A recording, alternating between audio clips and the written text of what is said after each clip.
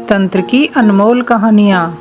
एक नई कहानी, सांप की मृत्यु। यह कहानी हमें सिखाएगी कि हमें चालाक और दुष्ट लोगों से चालाकी से ही निपटना चाहिए।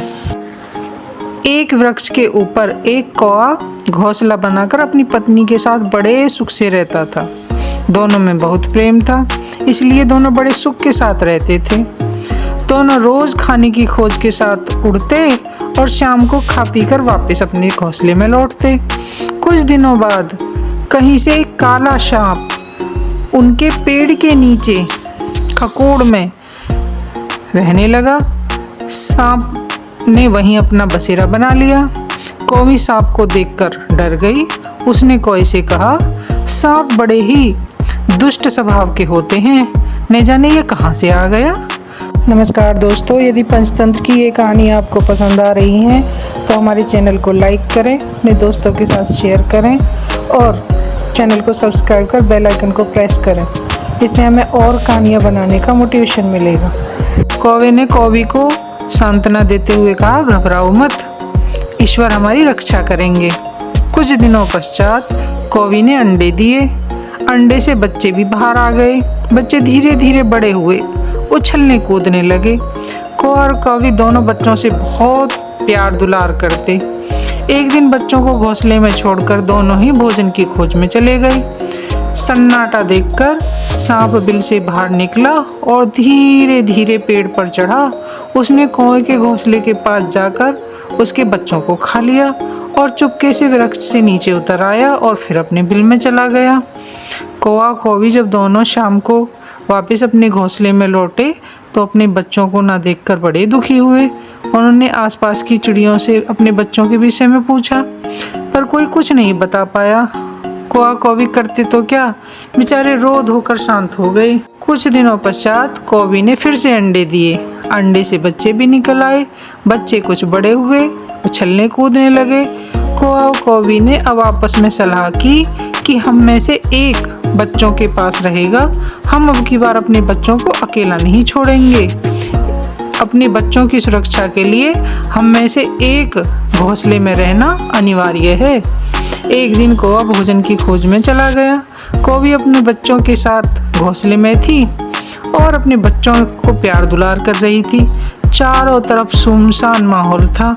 सांप अपने बिल से बाहर निकला, धीरे धीरे पेड़ पर चढ़ा और कौवी ने जैसे ही सांप को देखा वह जोर जोर से काँव काँव करने लगी, पर सांप के ऊपर उसका कुछ भी असर नहीं हुआ।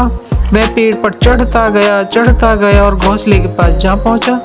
कौवी मदद के लिए जोर जोर से पुकारती रही, पर वहां उसकी मदद के लिए कोई नहीं पहुंचा। सांप पहले की तरह अब की बार भी पेड़ पर चढ़कर कौवी और कौवे के बच्चों को मारकर खा गया और कौवी सिर पीटते हुए रह गई। जब कौवा लौटा तो कौवी ने रो रो कर सांप के द्वारा अपने बच्चों को खा जाने की बात बताई। कौवी के आंखों में आंसू आ गए। उसने कहा, धीरज से काम लो। कौवी रो रही थी बहुत बुरी तरीके से। कौवे ने बड़ा मन मजबूत किया और कौवी को समझाने लगा। वह बोला, अब रो धोकर क्या करोगी, जो होना था वो हो गया। जी अपना मन मजबूत करो, धीरज धरो। कौवी रोते हुए बोली, सांप दो बार हमारे बच्चों को खा गया है।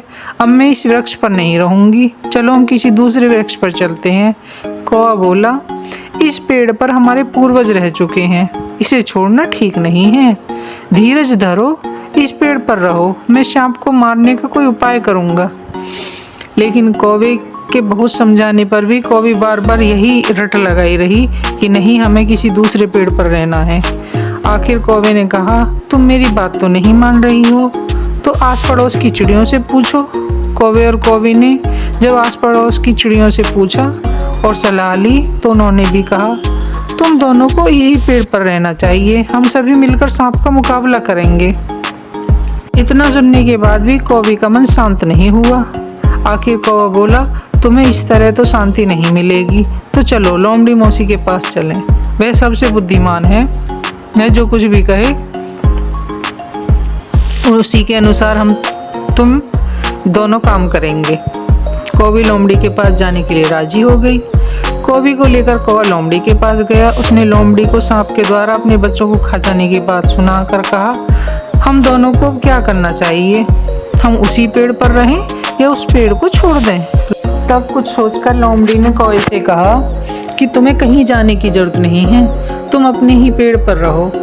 रही सांप की बात, सांप को उसके पाप का दंड देने के लिए मैं तुम्हें एक युक्ति बताती हूँ। तुम्हें कल सवेरे तालाब के पास जाना है।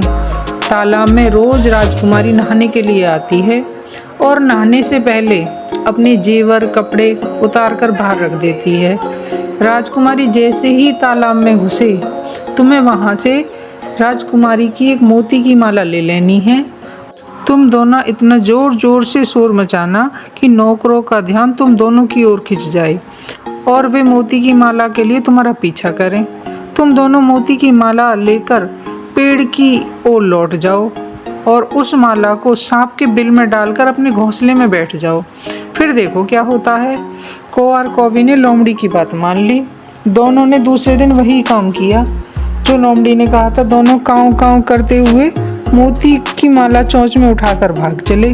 नौकरों ने उनका पीछा किया। वे दोनों वृक्ष के नीचे पहुंचकर माला को सांप के बिल में डालकर अपने घोंसले में जा बैठे। नौकर भी पीछा करते हुए पेड़ के नीचे पहुंचे। उन्होंने पेड़ की जड़ में बिल और में मोतियों की माला देखी। नौकर मोतियों की माला निकालने के लिए बिल को खोदने लगे।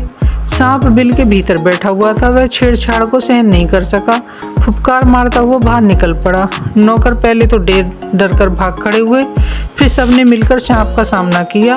एक साथ बहुत से डंडे और तलवार पड़ने से सांप मर गया। कौवा और कौवी दोनों बड़े खुश हुए।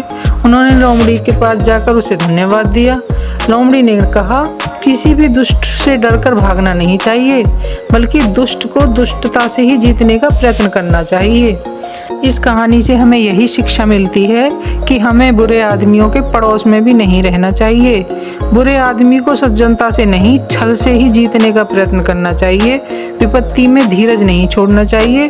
बुद्धिमानों की सलाह से काम करना चाहिए, तो काम करने में सिद्धि प्राप्त होती है।